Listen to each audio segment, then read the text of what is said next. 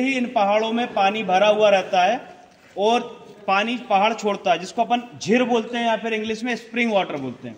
तो यहाँ पे जितने भी वाटरफॉल हैं ये सारे स्प्रिंग वाटर के हैं, ठीक है। और उसके बाद में यहाँ से एक नदी बनी हुई है जिसका नाम है देनवा। देनवा नदी का पानी जाता है तवा डैम में और तवा डैम से आता है नर्मदा में, ठीक।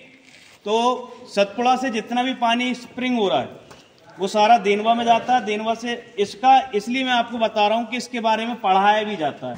अगर आप एमपी से हो, मध्य प्रदेश से हो, तो मध्य प्रदेश में 7वीं 8वीं क्लास में आपको पढ़ाया जाता है। एक पोयम होती है, सतपुड़ा के घने जंगल ऊँघते अनमने जंगल, हिंदी में पोयम, ठीक है, हिंदी में एक पोयम है। इसका क्वेश्चन आंसर आपको बहुत आगे तक मिलता है, ठीक। मध्य प्रदेश का सबसे ऊंचा पहाड़ है धूपगढ़, 4429 फीट ऊपर है, 1352 मीटर।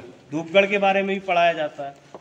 और यहाँ पे वनस्पति जो पाई जाती है, ठीक है, 3 क्लाइमेट की बोलें या 3 स्ट्रेट की बोलें या 3 वर्ग की बोलें, यहाँ पे हिमालय में होने वाले फर्न होते हैं, हाँ, ठीक है। सिल्वर फर्न होता है, रॉयल फर्न होता है, ट्री फर्न होता है, और उसके बाद में कीड़बख्शी पौधे होते हैं, पिक्चर प्लांट्स, जो कीड़े वगैरह खाते हैं। 7th में पढ़ा, 8th में पढ़ा। हाँ। फिर उसके बाद में रास्ते में यदि कोई पिक्चर प्लांट मिलेगा तो आप बताइए। मैं देखता हूँ, कोशिश करूंगा, नहीं तो क्या वो ज्यादा डैन फॉरेस्ट होते हैं हमारे यहाँ के गाइड लोग जो दिखाते हैं ना, तो यहाँ से तो बॉटनी के स्टूडेंट आते हैं, आपसे ज्यादा तादाद में आते हैं बॉटनी में। तो हम उनको जब दिखाते हैं ना तो हम तो दिखा के आगे चले जाते हैं, लेकिन वो उनके डीएनए प्राप्त करने के लिए पीछे से कोई भी तोड़ कर ले आता है। क्योंकि यहाँ पे कुछ ऐसे वर्ग के पेड़ पौधे हैं जिनका डीएनए करोड़ों अरबों में बिकता है, ठीक है। जैसे लाइकोपोडिया में हमारे यहाँ पे ड्रोसेरा है, ठीक है। तो ये ऐसी चीजें जो हैं इनका डीएनए बहुत महंगा बिकता है। लेकिन यहाँ पे गाइड प्रोवाइड इसलिए दिया जाता है क्योंकि यहाँ की कोई भी वनस्पति को आप हानि ना पहुंचाओ, क्योंकि यहाँ पे कोई भी पेड़ पौधा जो उगता है वो एक खास तरह की खाद मिलकर के बनता है, ठीक है। कई सालों में, कई हजार सालों में जब वो फंगस बनती है, फंगस बनने के बाद में जब पेड़ मशरूम टाइप का निकलता है, फिर वो निकलता है तो उसमें से जो बीज गिरता है, फिर उससे फिर एक अलग पेड़ निकलता है, फिर वो गिरता है, फिर अलग। तो एवोल्यूशन होता है हर एक पेड़ों में, सेप्रोट्रॉप से फिर वो ठीक नॉर्मल। और यहाँ पे वर्षा वन में होने वाले पेड़ पौधे होते हैं, आम, जामुन, हर्रा, बेड़ा, महुआ, आंवला, ये तो नॉर्मली हर जगह होता है। लेकिन हमारे यहाँ पे साल होता है। साल आपने सुना होगा या देखा होगा कि पहले के समय में ट्रेन की पटरियों के नीचे स्लीपर्स लकड़ी लगाई जाती थी। नाव बोट वगैरह जो बनाई जाती है वो साल की लकड़ी से बनाया जाता है। उसका जो गोंद होता है उससे लोभान बनाया जाता है, ठीक है। और रुडयार्ड किपलिंग ने जो बुक लिखी थी जंगल बुक, जी, उसका क्या लोकेशन है? जंगल बुक जो लिखी गई थी वो एक गणना थी, ठीक है। वो गणना थी पेंच की। पेंच में एक भेड़ियों की गुफा में एक उन्हें मरा हुआ बच्चा मिला था। उसको बच्चे को कोई खरोच नहीं आई थी, किसी जानवर ने नहीं खाया था, कुछ नहीं हुआ था। तो उसको लेकर के वो जब यहाँ से इंडिया से जब बाहर गए तो उन्होंने उस पर एक गणना की कि क्या हुआ होगा, कैसा हुआ होगा, वो जानवरों के बीच में कैसा रहता होगा। उसको लेकर के ये अपने लिए गर्व की बात है कि अपने सतपुड़ा टाइगर रिजर्व और अपने मध्य प्रदेश से वो गणना हुई है जंगल बुक की, ठीक है।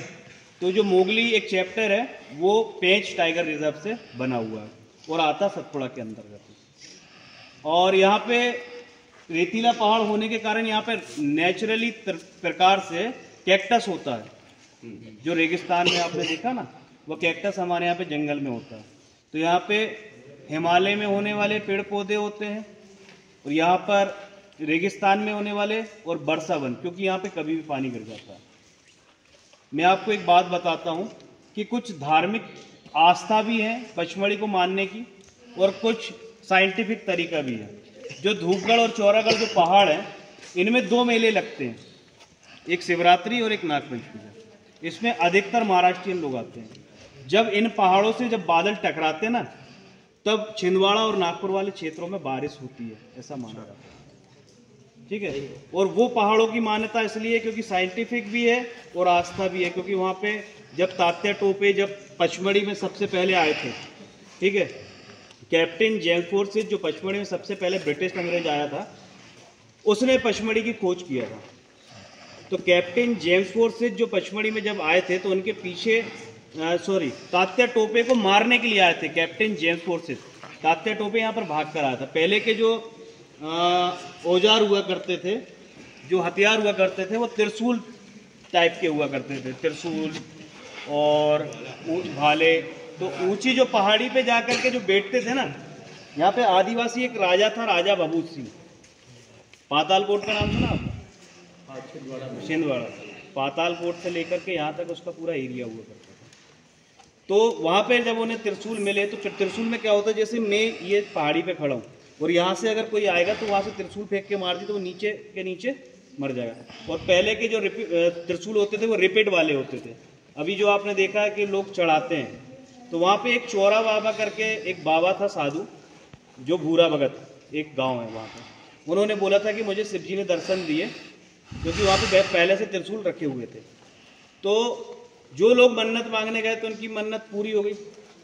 ठीक, मन्नत पूरी होने के बाद में वहाँ पे ये बन गया कि जो त्रिशूल चढ़ाएगा उसकी मन्नत, यानी जो जिसकी मन्नत पूरी होगी वो त्रिशूल चढ़ाएगा आके। तो हमारे यहाँ लाखों की तादाद से त्रिशूल चढ़ाए जाते हैं। तो पचमढ़ी को डिस्कवर किया है कैप्टन जेम्स फोर्सिथ ने, और उसकी जो बुक है the highland of the central India, उसकी एक बुक बनी है। अगर आपको मध्य प्रदेश के सेंट्रल इंडिया के बारे में जानना है कि यहाँ पे क्या था, ब्रिटिश काल कहाँ था, तो इसकी एक बुक भी है, the highland of the central India.